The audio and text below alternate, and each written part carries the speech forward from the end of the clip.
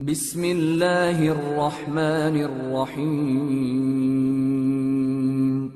شروع اللہ کا نام لے کر جو بڑا مہربان نہایت رحم والا ہے۔ طاسیم میم۔ یہ کتاب روشن کی آیتیں ہیں۔ اے پیغمبر، ہم تمہیں موسیٰ اور فرعون کے کچھ حالات مومن لوگوں کے سنانے کے لیے صحیح صحیح سناتے ہیں کہ فرعون نے ملک میں سر اٹھا رکھا تھا اور وہاں کے باشندوں کو گروہ گروہ بنا رکھا تھا۔ ان میں سے ایک گروہ کو یہاں تک کمزور کر دیا تھا کہ ان کے بیٹوں کو ذبح کر ڈالتا اور ان کی لڑکیوں کو زندہ رہنے دیتا۔ بے شک وہ مفسدوں میں تھا، اور ہم چاہتے تھے کہ جو لوگ ملک میں کمزور کر دیے گئے ہیں ان پر احسان کریں اور ان کو پیشوا بنائیں اور انہیں ملک کا وارث بنائیں اور ملک میں ان کو قدرت دیں، اور فرعون اور حامان اور ان کے لشکر کو وہ چیز دکھا دیں جس سے وہ ڈرتے تھے۔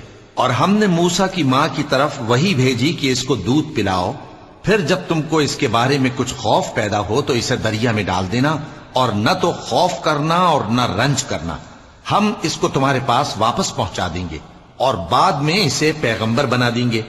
سو فرعون کے لوگوں نے اس کو اٹھا لیا، اس لیے کہ نتیجہ یہ ہونا تھا کہ وہ ان کا دشمن اور ان کے لیے موجب غم ہو۔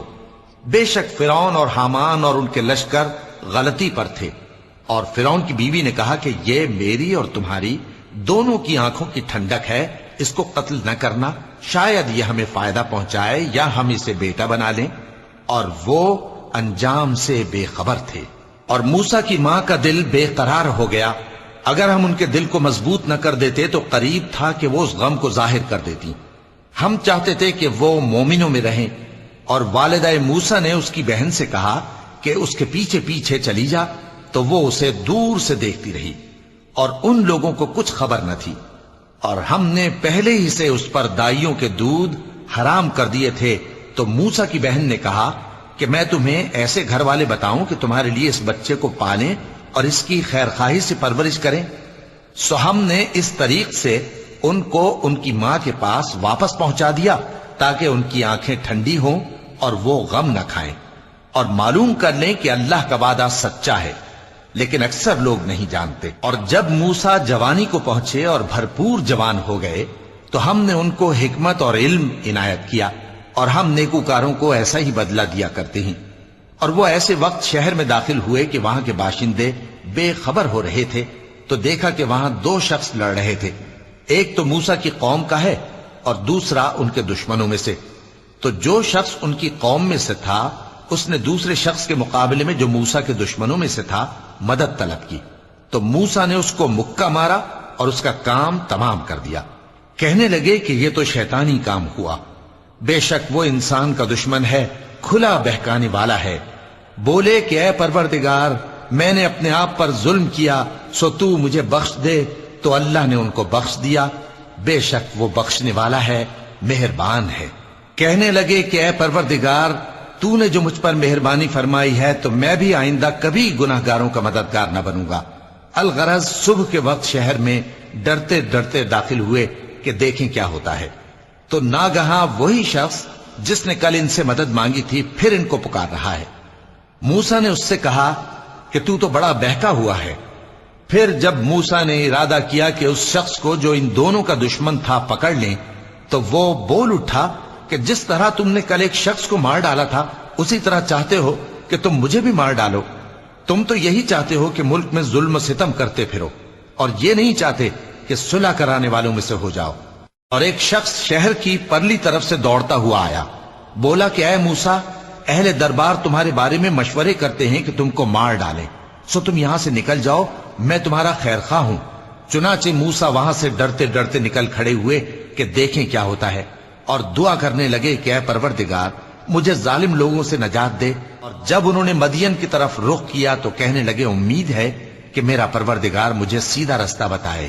اور جب مدین کے پانی کے مقام پر پہنچے تو دیکھا کہ وہاں لوگ جمع ہو رہے اور اپنے مویشیوں کو پانی پلا رہے ہیں، اور ان کے ایک طرف دو عورتیں اپنی بکریوں کو روکے کھڑی ہیں۔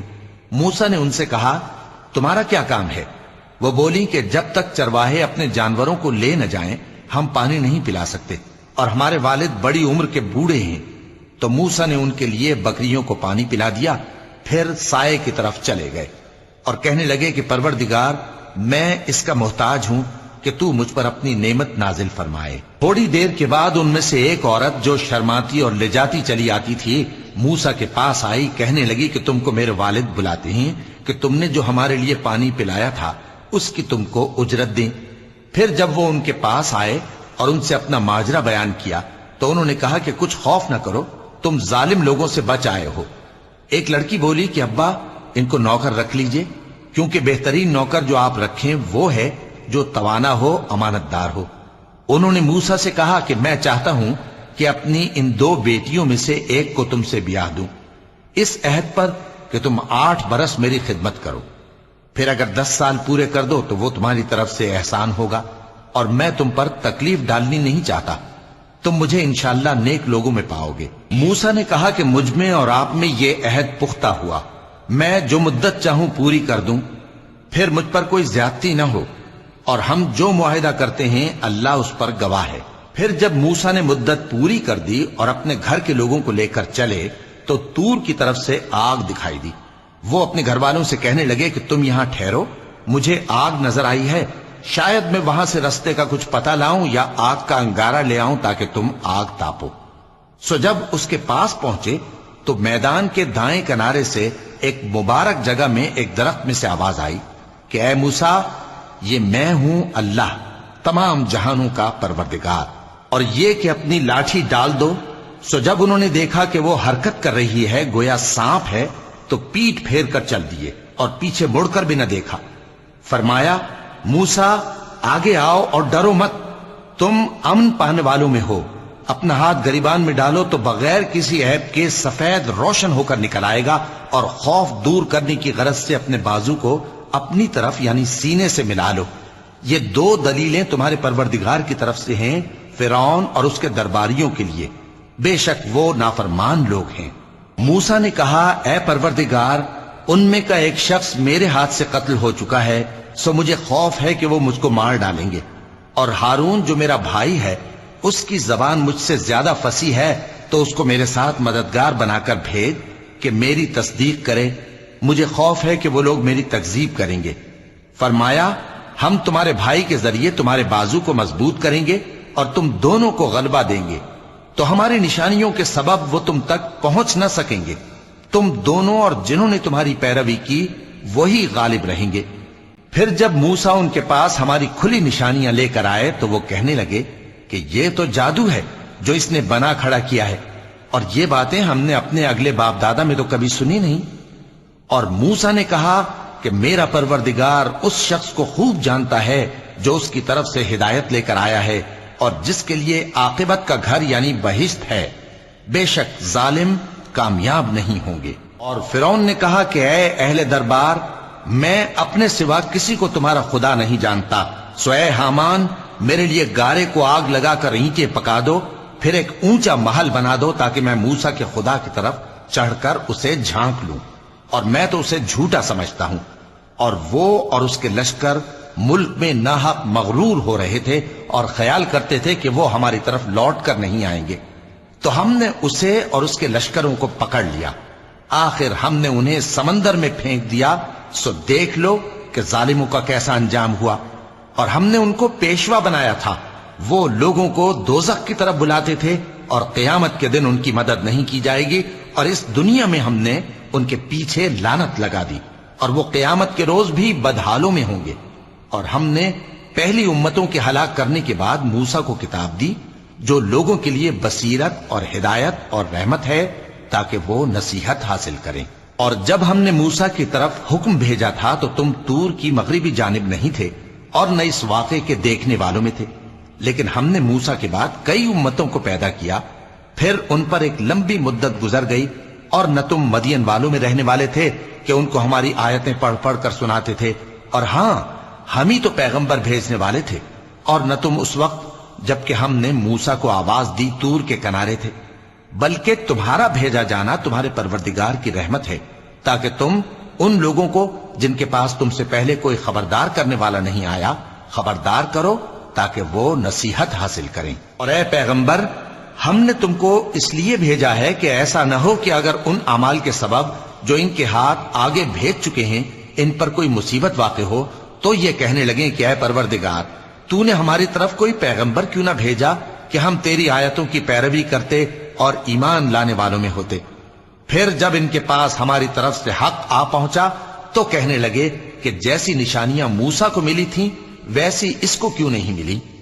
क्या जो निशानियां पहले मूसा को दी गई थी उन्होंने उनसे कुफ्र नहीं किया। कहने लगे कि दोनों जादूगर हैं, एक दूसरे के मुआफिक, और बोले कि हम सबसे मुनकिर हैं। कह दो कि अगर सच्चे हो तो तुम अल्लाह के पास से कोई और किताब ले आओ जो इन दोनों किताबों से बढ़कर हिदायत करने वाली हो, ताकि मैं भी उसी की पैरवी करूं। फिर अगर ये तुम्हारी बात कबूल न करें तो जान लो कि ये सिर्फ अपनी ख्वाहिशों की पैरवी करते हैं, और उससे ज्यादा कौन गुमराह होगा जो अल्लाह की हिदायत को छोड़कर अपनी ख्वाहिश के पीछे चले। बेशक अल्लाह जालिम लोगों को हिदायत नहीं देता, और हम पै दर पै उन लोगों के पास हिदायत की बातें भेजते रहे हैं ताकि नसीहत हासिल करें। जिन लोगों को हमने इससे पहले किताब दी थी वो उस पर ईमान ले आते हैं, और जब कुरान इनको पढ़कर सुनाया जाता है तो कहते हैं कि हम इस पर ईमान ले आए। बेशक ये हमारे परवरदिगार की तरफ से बरहक है, और हम तो इससे पहले के हुक्म बरदार हैं। इन लोगों को दुगना बदला दिया जाएगा क्योंकि सब्र करते रहे हैं और भलाई के साथ बुराई को दूर करते हैं, और जो माल हमने इनको दिया है उसमें से खर्च करते हैं। और जब बेहुदा बात सुनते हैं तो उससे मुंह फेर लेते हैं और कहते हैं कि हमको हमारे आमाल और तुमको तुम्हारे आमाल, तुमको सलाम, हम जाहिलों को नहीं चाहते। ऐ नबी, तुम जिसको दोस्त रखते हो उसे हिदायत नहीं कर सकते, बल्कि अल्लाह ही जिसको चाहता है हिदायत करता है, और वो हिदायत पाने वालों को खूब जानता है। और कहते हैं कि अगर हम तुम्हारे साथ हिदायत की पैरवी करें तो अपने मुल्क से उचक लिए जाएं। क्या हमने इनको हरम में जो अमन का मकाम है जगह नहीं दी, जहां हर किस्म के मेवे पहुंचाए जाते हैं बतौर रिज्क हमारी तरफ से, लेकिन इनमें से अक्सर नहीं जानते। और हमने बहुत सी बस्तियों को हलाक कर डाला जो अपनी ऐश वाली जिंदगी में इतरा रहे थे। सो ये उनके मकानात हैं जो उनके बाद आबाद ही नहीं हुए मगर बहुत कम, और उनके बाद हम ही वारिस हुए। और तुम्हारा परवरदिगार बस्तियों को हलाक नहीं किया करता जब तक उनके बड़े शहर में पैगंबर न भेज ले जो उनको हमारी आयतें पढ़ पढ़ कर सुनाए, और हम बस्तियों को हलाक नहीं किया करते मगर इस हालत में कि वहां के बाशिंदे जालिम हो। और ऐ लोगों, जो चीज तुमको दी गई है सो वो दुनिया की जिंदगी का फायदा और उसकी जीनत है, और जो अल्लाह के पास है वो बेहतर और हमेशा बाकी रहने वाली है। क्या तुम समझते नहीं? भला जिस शख्स से हमने अच्छा वादा किया और वो उसे हासिल करने वाला है, तो क्या वो उस शख्स का सा है जिसको हमने दुनिया की जिंदगी के फायदे से बहरामंद किया, फिर वो क़यामत के रोज उन लोगों में हो जो गिरफ्तार करके हाजिर किए जाएंगे। और जिस रोज अल्लाह उनको पुकारेगा सो कहेगा कि मेरे वो शरीक कहां हैं जिनका तुम्हें दावा था। तो जिन लोगों पर अजाब का हुक्म साबित हो चुका होगा वो कहेंगे कि ऐ हमारे परवरदिगार, ये वो लोग हैं जिनको हमने गुमराह किया था, और जिस तरह हम खुद गुमराह हुए थे उसी तरह हमने इनको गुमराह किया था। अब हम तेरी तरफ मुतवज्जे होकर इनसे बेजार होते हैं, ये हमें नहीं पूछते थे।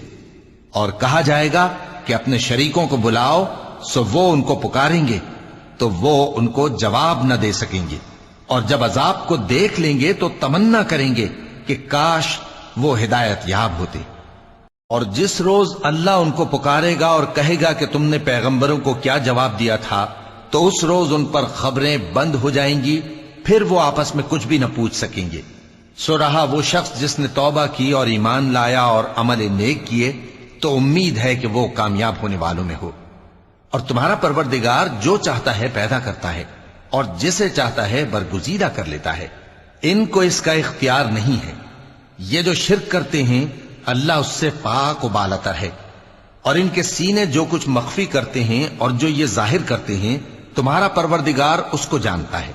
और वही अल्लाह ऐसा है कि उसके सिवा कोई माबूद नहीं, दुनिया और आखिरत में उसी की तारीफ है और उसी का हुक्म चलता है, और उसी की तरफ तुम लौटाए जाओगे। कहो भला देखो तो, अगर अल्लाह तुम पर हमेशा क़यामत के दिन तक रात की तारीकी किए रहे तो अल्लाह के सिवा कौन माबूद है जो तुमको रोशनी ला दे? तो क्या तुम सुनते नहीं? कहो कि भला देखो तो, اگر اللہ تم پر ہمیشہ قیامت تک دن کیے رہے تو اللہ کے سوا کون معبود ہے کہ تم کو رات لا دے جس میں تم آرام کرو؟ تو کیا تم دیکھتے نہیں؟ اور اس نے اپنی رحمت سے تمہارے لیے رات کو اور دن کو بنایا تاکہ تم اس میں آرام کرو اور اس میں اس کا فضل تلاش کرو اور تاکہ شکر کرو۔ اور جس دن وہ ان کو پکارے گا تو کہے گا کہ میرے وہ شریک جن کا تمہیں دعویٰ تھا کہاں ہیں؟